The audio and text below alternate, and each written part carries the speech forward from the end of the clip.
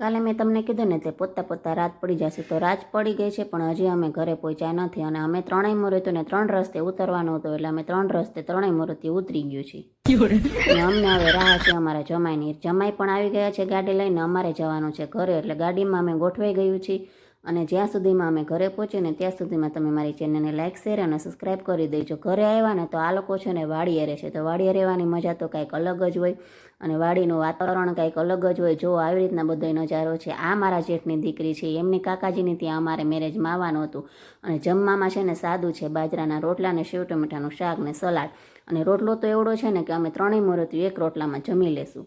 અને આ લોકોને હે ને એવો રિવાજ હોય કે રાતે ગીત ગાવાના હોય ને તો પછી એને બધા ટેપ લગાવી અને છે ને એ લોકોને રાસ ગરબા રમવાના હોય.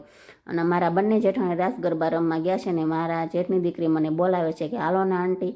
અને અમે ત્રણેય જણી એક ચાયની ચૂસ્કી મારી લીધી છે. તો મળીએ નેક્સ્ટ વિડીયોમાં.